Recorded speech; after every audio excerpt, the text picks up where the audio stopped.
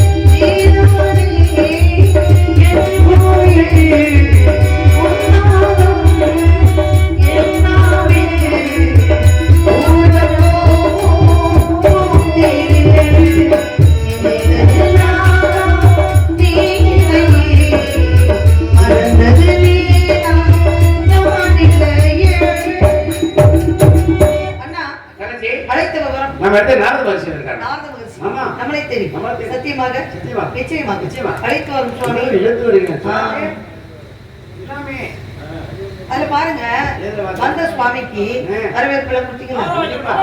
வரவேண்டு சுவாமி தலைவா தவ புதல்வா வரகவி புதல் தாமதை காண்படிந்து பார்த்தே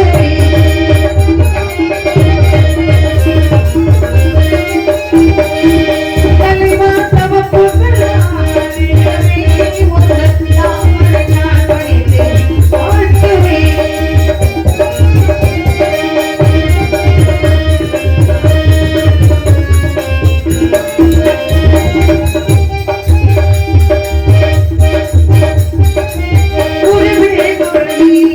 அறிவில்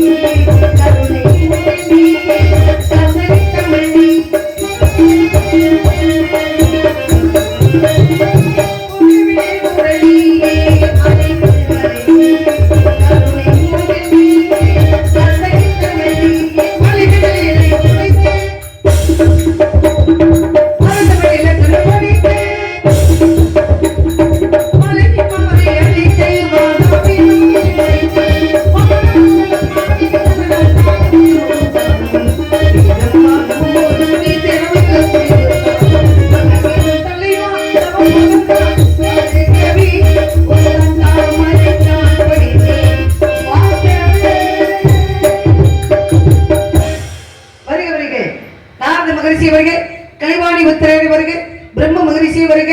தாங்கள் இந்த இடத்துக்கு வந்த நோக்கம், வந்த காரணத்தை எடுத்து கூறுங்கள். எங்கள் எல்லோருக்கும் வாழ்க. நில உள்ளவரை நீடு வாழ். எல்லாருள்ள இறைவன் அருளாசினாலே நீ எண்ணிய காரியம் எல்லாம் எளிதில் நிறைவேற வாழ்த்துகிறேன். என்னால் உனக்கு நல்லதொரு காரியங்கள் இங்கே நடக்க வேண்டும். உங்கள் இருவருக்கும் என்ன வேண்டும்? அந்த பிள்ளை வாய் கொண்டு வைக்க நீட்ட பக்கம் நீ நிற்கிற ஏத்தா சாமி அமைதியான பிள்ளையா சரி கேட்டு தெய்வமே சுவாமி. சுவாமி இரவுல ஒரு உறங்கிட்டே இருக்காரு. இரவுல உறங்க கூடாது. இரவுல உறவுல நீ கிளப்பிக்கிட்டே இருக்கணும். இரவுல உறங்காம நடமாடிக்கிட்டே வந்திருக்கணும். அந்த ஒரு வார்த்தை கொடுங்க. ஆமா கிளப்பிக்கிட்டே இருக்கணும். ஓகேங்க சரிப்பா, நல்லா நான் கிளப்பி விட்டுப்பா. சுவாமி வரம் கொடுங்க. நான் ஒரு தாய்ப்பு தரேன் உனக்கு. தாய்ப்பு சரி சரி சுவாமி. அப்ப கட்டிட்டு என்ன சாமி? அது கட்டினதுக்கு அப்புறம் என்ன நடக்கும் சுவாமி? 24 நேரம் தாயத்து முன்னையே நினைச்சிட்டு இருக்காமா?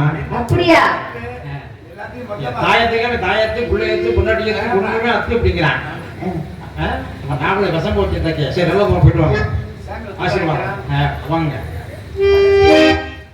வேடிக்கையானவர் பாம்பின்கால் பாம்பறியும் கோமாரியின் இப்படித்தான் இருக்கவே நம்முடைய கனவை துணையாக தோழி நடத்தி சென்றிருந்தாலும் கூட வனத்தில் வருகை தந்த மகாமுனிவர் யார்?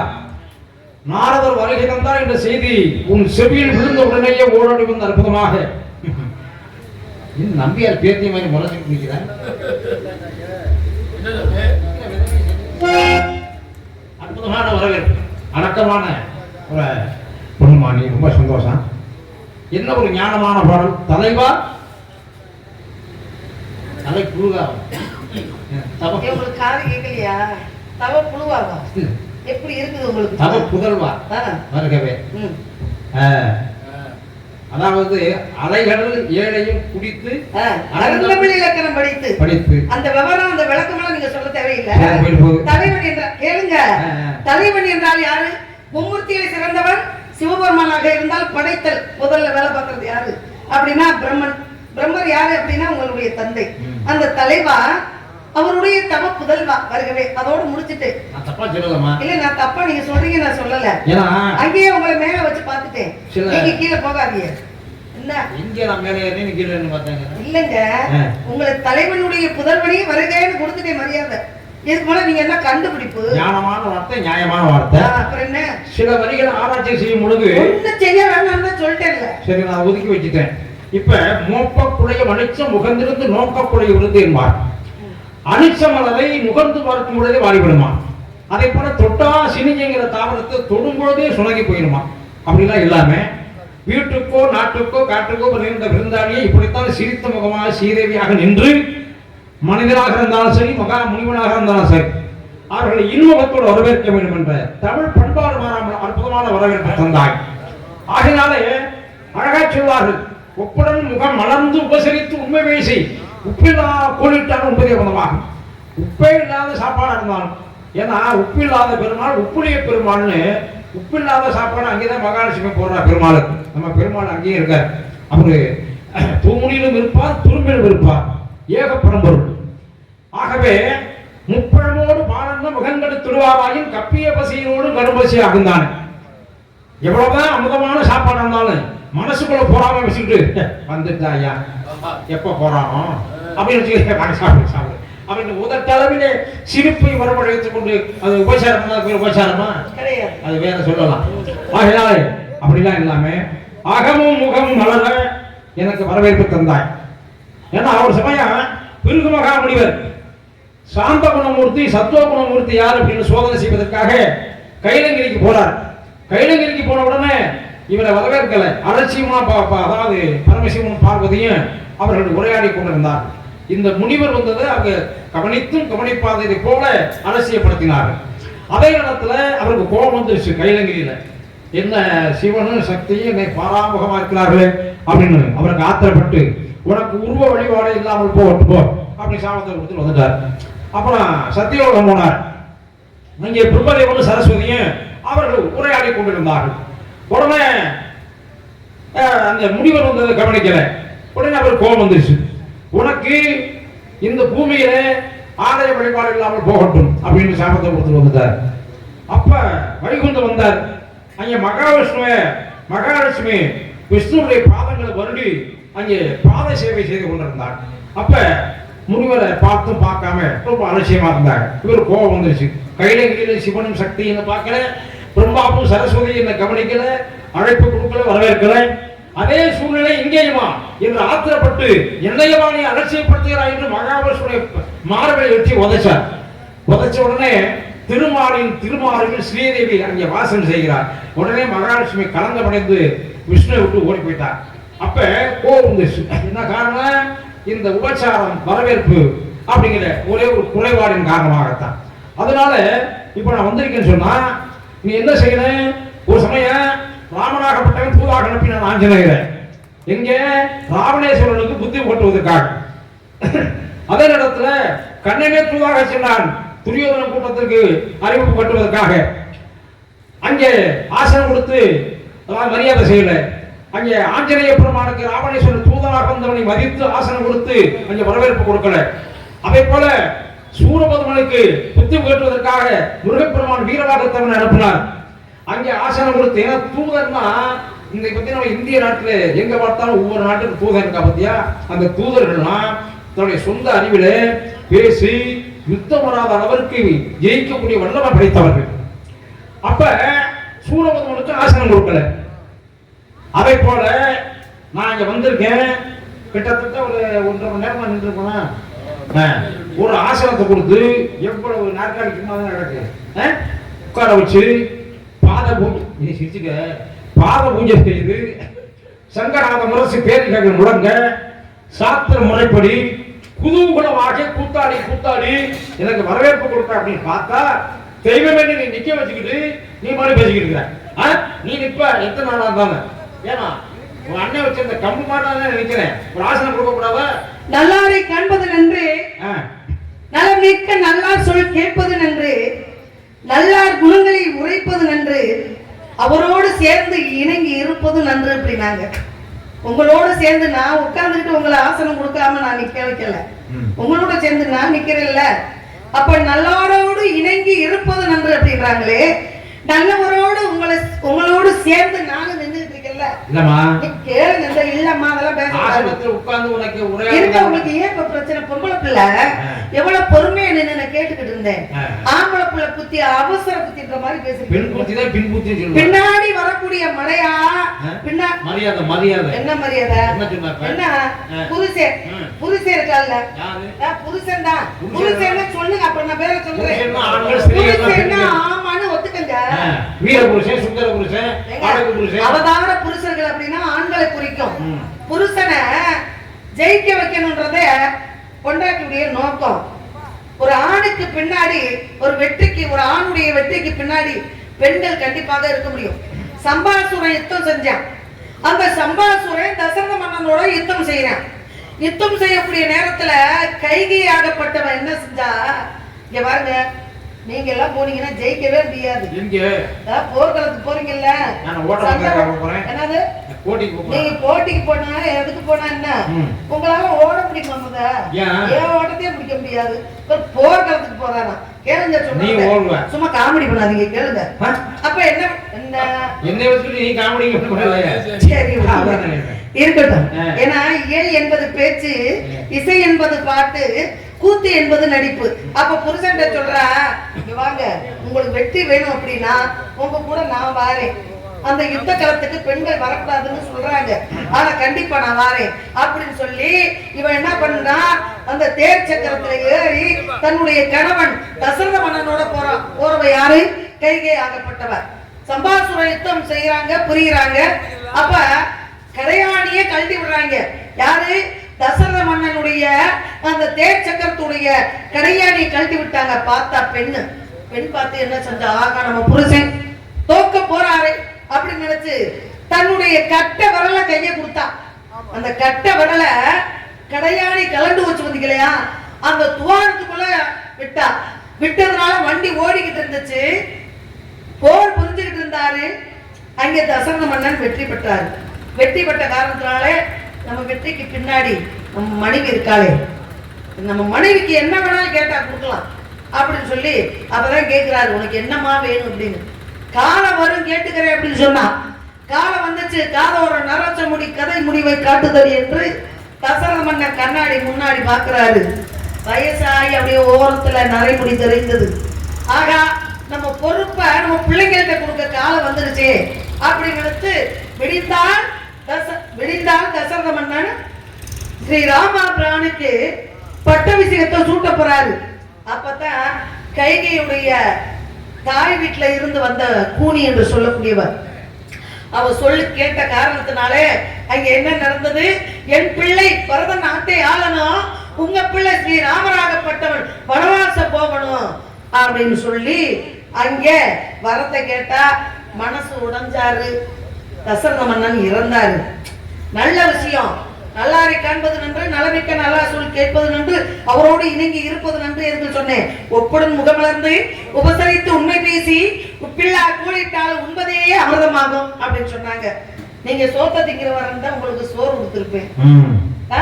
நீங்க ஏதாவது பானத்தை சாப்பிடுறவருங்களா உங்களுக்கு ஏதாவது இளநீர் வெட்டி கொடுத்துருப்போம். பாருங்க, சுத்தி தென்னை மரம் தான் நிறைய நிக்குது. தேசிய பானங்கிறது தேநீர் தான் இங்க அடிக்கடி வந்துக்குதாமா இருக்கு. அதைத்தானே கேட்கிறேன். கேளுங்க, இருங்க. அப்படி நீங்க எதையுமே காட்டை சுவாசிக்கிறவங்க உங்களுக்கு ஆசனம் போட்டு உட்கார வைக்கணும் அப்படின்னா, ஆசனம் போட்டு ஆஞ்சநேயர் அனுப்புனாங்க, தூது அனுப்புனாரு ராமராகப்பட்டவரு. அங்கே ஆசனம் கொடுக்கப்படவில்லை.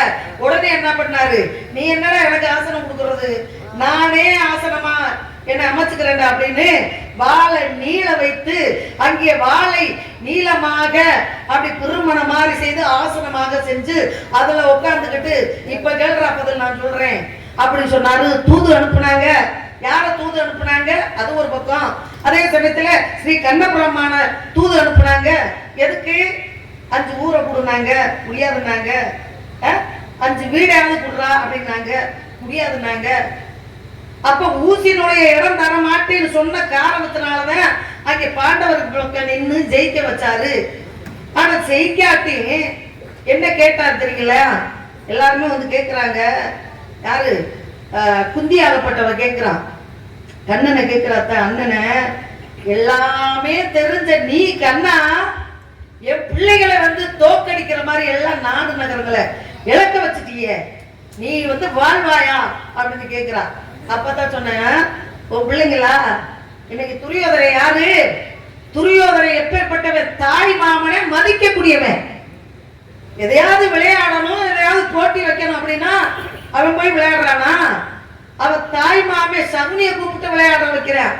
ஆனா ஓம் பிள்ளை தன்னுங்கிற ஆணுவோம் 5 பிள்ளைகளுக்கும் தருமன் பீமன் நகுலன் அசுரன் சகாதேவன் என்று சொல்லக்கூடிய 5 பிள்ளைங்களும் தருமன் என்ன சொல்றாரோ தாய் மாமனை என்ன மதிக்கல, மதிக்காத காரணத்தினால்தான் எல்லாத்தையும் இழந்தாங்க. எப்போதுமே பெரிய மனுஷங்களை மதிக்க கத்துக்கணும். ஆனா உங்களை நான் நிக்க வச்சு மதிச்சு என் வேலையை போட்டுட்டு உங்களுக்கு நான் வணங்கி உங்களுக்கு வரவேற்பு கொடுத்து உங்கள்கிட்ட நீங்க எதுக்கு வந்தீங்க சுவாமி, சொல்லுங்க சுவாமி அப்படின்னு நான் பணிவா கேட்டுக்கிட்டு இருக்கேன். ஆசனம் போட்டு உட்கார வைக்கல நீங்க சொல்றீங்களே, நீங்க ஒரு நாளைக்கு ஒரு இடத்துல இருக்கிறவரா, ஒரு நாளைக்கு ஒரு இடத்துல இருந்தா உங்களுக்கு ஆசனம் கொடுக்கலாம். இங்கேயே ஏதாவது துணிமணிகளை கொடுத்து தலகானையை கொடுத்து தூங்குங்க சாமி, நிறைய வயிற்றுக்கு சோறு போடுறோம் அப்படின்னு சொல்லலாம். நீங்க ஒரு நாளைக்கு ஒரு இடத்துல தங்கக்கூடியவர் இல்ல, தெரு தெருவா போறவரு, ஊர் ஊரா போறவரு, வீதி வீதியா போறவரு, மண்டை பிடிக்க சாபத்தைப்பட்டவர், உங்களுக்கு சுகமா வந்து சேரு கேக்குது.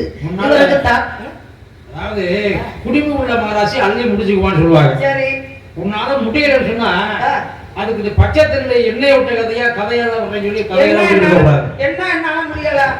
உங்களுக்கு யாரு இருக்க, உங்களுக்கு யாரு ஆசனம் கொடுத்து உங்களை அமர வச்சா இது வரைக்கும் உங்களுக்கு மரியாதை எங்க கிடைச்சிருக்குது ஒரு சமயம் சொல்லுங்க. அதெல்லாம் பட்டியல் பெருசா போய்கிட்டே இருக்கேன். அனுமார் வாழ் மாதிரி.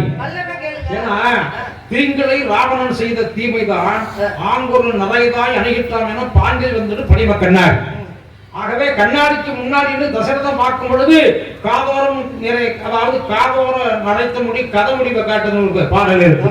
அதே போல நமக்கு இந்த நாட்டை ஆளுவதற்கு தகுதி இல்லை, ராவனுக்கு பட்டம் சூட்டணும். சரி, ஒரு சமயம் யுத்த காலத்துல கைகை கட்டவர்களை கொடுத்து அச்சாணிக்கு பதிலாக உதவி செஞ்சா, எனக்கு தேவைப்படும் போது இந்த வரத்தை வாங்கிக்கிற சொன்னவன். அப்ப நான் அந்த பின்புத்தி சொன்னேன், அதைத்தான் பின்னாடி நான் பயன்படுத்திக்கிறேன் சொல்லி இந்த வரத்தை சொல்லி ஒரு சுயநலத்தோட வரத்தை கேட்டா பத்தியா, ராவனாகப்பட்டவன் காட்டுக்கு போகணும், ஏமாக பரதன் தான் அந்த நாட்டையாளன். நீதிப்படி, முறைப்படி, நியாயப்படி, சட்டப்படி அயோத்திய மன்னருக்கு மூத்த மகனாகிய ராமன் தான் பட்ட சூட்டனுங்கிற ஒரு நியதி இருக்கும் பொழுது கையை என்று சொல்லக்கூடியவள் உதவி செய்யற மாதிரி செஞ்சு அந்த பொம்பளை புதிய காட்டிவிட்டா. அதே நேரத்துல அதை இப்படியும் சொல்லலாம். அதே சமயத்துல ஸ்ரீ ராமராகப்பட்டவர் பெத்த பிள்ளை பரதனை காட்டிலும் ஸ்ரீ ராமபிரான உயிருக்குயிரா வளர்த்தவ யாரு? பெத்தவதான் கோசல, வளர்த்தவ யாரு அப்படின்னா கைகை.